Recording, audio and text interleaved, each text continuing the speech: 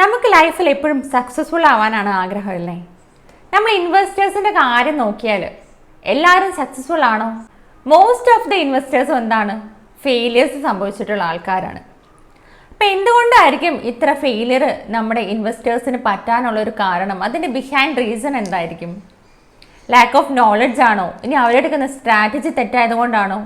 ഇനി ഈ മാർക്കറ്റിൽ വല്ല മാനിപ്പുലേഷൻ നടക്കുന്നതുകൊണ്ടായിരിക്കോ അവരുടെ പൈസയെല്ലാം നഷ്ടപ്പെട്ടത്? എന്തായാലും ഈ കാര്യങ്ങളെല്ലാം നമുക്ക് ഇന്നത്തെ വീഡിയോയിലൂടെ ഡിസ്കസ് ചെയ്യാം.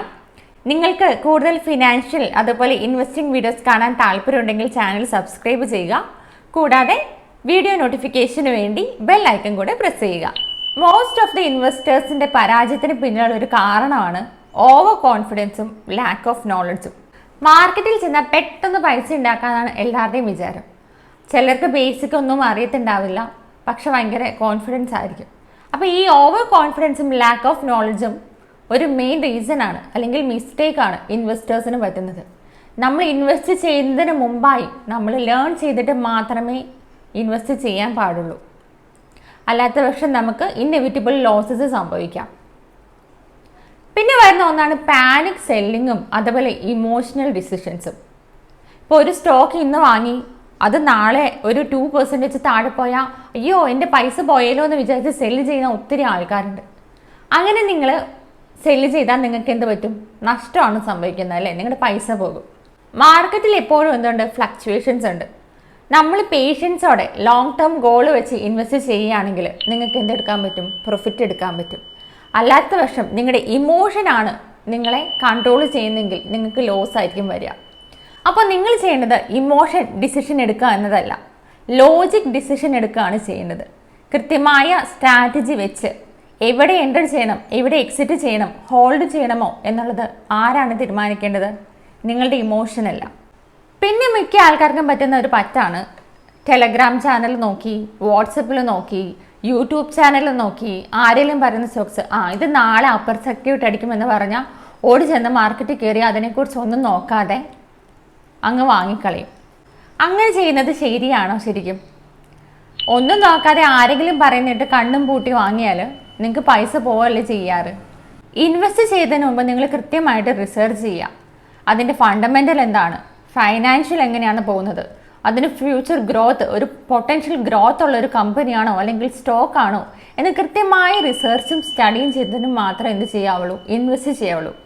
അല്ലാതെ ആരെങ്കിലും പറയുന്നിട്ട് കണ്ണും പൂട്ടി മാർക്കറ്റിലേക്ക് കയറി ഒരു സ്റ്റോക്ക് വാങ്ങുമോ ഇൻവെസ്റ്റ് ചെയ്യുകയോ ചെയ്തിട്ടുണ്ടെങ്കിൽ നിങ്ങൾക്ക് പൈസ എന്തായാലും നഷ്ടപ്പെടും. ചിലർ ചെയ്യുന്ന മിസ്റ്റേക്ക് എന്താണെന്ന് വെച്ചാൽ ഹിസ്റ്ററി നോക്കി ഇൻവെസ്റ്റ് ചെയ്യും. അതായത് കഴിഞ്ഞ 3 മാസം ഈ സ്റ്റോക്ക് 100% പോയി, എന്നാൽ അടുത്ത മാസം അടുത്ത 3 മാസം കൊണ്ടും ചിലപ്പോൾ 100% വരെ പോയേക്കാം എന്ന രീതിയിൽ അതിൽ കൊണ്ടുപോയി ക്യാഷ് അങ്ങിടും, അല്ലെങ്കിൽ ഇൻവെസ്റ്റ് ചെയ്യൂലേ. അങ്ങനെ ഒരു ഹിസ്റ്ററി നോക്കിയിട്ടാണോ നമ്മൾ ശരിക്കും സ്റ്റോക്കിൽ ഇൻവെസ്റ്റ് ചെയ്യേണ്ടത്? അതിൻ്റെ ഫണ്ടമെൻ്റൽസോ അല്ലെങ്കിൽ അതിൻ്റെ ഫ്യൂച്ചർ പൊട്ടൻഷ്യൽ ഗ്രോത്തോ ഒന്നും നോക്കാതെ ഹിസ്റ്ററി മാത്രം ചെയ്തിട്ട് ഒരിക്കലും ആരും സക്സസ്ഫുൾ ആയിട്ടില്ല. അതൊരു വലിയൊരു മിസ്റ്റേക്കാണ്. സക്സസ്ഫുൾ ആവാത്തതിൻ്റെ വേറൊരു റീസൺ എന്താണെന്ന് വെച്ചാൽ പോർട്ട്ഫോളിയോ ഡൈവേഴ്സിഫൈ ചെയ്യാത്തതാണ്. No diversification is equal to high risk എന്നാണ് പറയുന്നത്. കാരണം നമുക്കറിയാം, ഇപ്പം നമ്മൾ ഒരു സ്റ്റോക്കിൽ മാത്രം ബൾക്കായിട്ട് കുറച്ച് എമൗണ്ട് ഇൻവെസ്റ്റ് ചെയ്തു, അല്ലെങ്കിൽ ഒരു സെക്ടറിൽ മാത്രം നമ്മൾ ഇൻവെസ്റ്റ് ചെയ്തു. അപ്പം ആ ഒരു സെക്ടർ താഴാൻ തുടങ്ങിയാൽ ആ സ്റ്റോക്സ് മുഴുവൻ അങ്ങ് താഴാൻ തുടങ്ങും. അപ്പം നിങ്ങളുടെ പോർട്ട്ഫോളിയോ റെഡ് ആവും, നിങ്ങൾ പാനിക് ആവും, എല്ലാം സെല്ല് ചെയ്യും, നിങ്ങളുടെ മണി ലോസ് ആവുകയും ചെയ്യും. നമ്മൾ എപ്പോഴും നമ്മുടെ പോർട്ട്ഫോളിയോ മെയിൻറ്റെയിൻ ചെയ്യുമ്പം കൃത്യമായി ഡൈവേഴ്സിഫൈ ചെയ്യണം. ഡിഫറെൻറ്റ് സെക്ടറിലും അസറ്റ്സ് വാല്യൂവിലും നമ്മൾ എന്ത് ചെയ്യുക? ഇൻവെസ്റ്റ് ചെയ്യുക. ഇൻവെസ്റ്റേഴ്സ് ചെയ്യുന്ന വേറൊരു തെറ്റാണ് റിസ്കിനെ അങ്ങ് ഇഗ്നോർ ചെയ്യുക എന്നുള്ളത്. സ്റ്റോക്ക് മാർക്കറ്റിൽ ഒരു ഗോൾഡൻ റൂൾ ഉണ്ട്, don't risk what you cannot afford to lose എന്ന്. പെന്നി സ്റ്റോക്സിലൊക്കെ, അതായത് ഹൈ റിസ്ക് സ്റ്റോക്സിലൊക്കെ കൊണ്ടുപോയി ഒരുപാട് പൈസ അങ്ങ് നിക്ഷേപിക്കും. ഒരു സ്റ്റോക്കിൽ ഇൻവെസ്റ്റ് ചെയ്യുകയാണെങ്കിൽ അതിൻ്റെ കറക്റ്റ് ബൈയിങ് പോയിന്റും എക്സിറ്റ് പോയിന്റും നമ്മൾ നോട്ട് ചെയ്തിട്ട് വേണം അതിലേക്ക് എൻട്രി ചെയ്യാനായിട്ട് അല്ലെങ്കിൽ ഇൻവെസ്റ്റ് ചെയ്യാനായിട്ട്. കൃത്യമായ സ്റ്റോപ്പ് ലോസ് നമ്മൾ വെച്ചിരിക്കണം. സ്റ്റോപ്പ് ലോസ് വെച്ചിരുന്നാൽ മാത്രം പോരാ, അത് ഹിറ്റ് ചെയ്താൽ അതിന് ഇറങ്ങി പോരുകയും ചെയ്യണം. ഹോൾഡ് ചെയ്ത് ഇനി അത് കയറുമല്ലോ എന്ന് വിചാരിച്ചിരുന്നാൽ ചിലപ്പോൾ അത് താഴോട്ട് പോകാനും നമ്മളത് കൂടുതൽ പാനിക് ആവാനും നമ്മൾ സ്ട്രെസ് ചെയ്ത് അത് പിന്നെയും ഹോൾഡ് ചെയ്ത് വെക്കാനും നമ്മളുടെ പൈസ നഷ്ടപ്പെടുത്തുകയാണ് ചെയ്യുന്നത്. വേറൊരു മിസ്റ്റേക്ക് എന്താണെന്ന് അറിയാമോ? പെട്ടെന്ന് പൈസക്കാരനാവാൻ നോക്കുന്നതാണ്.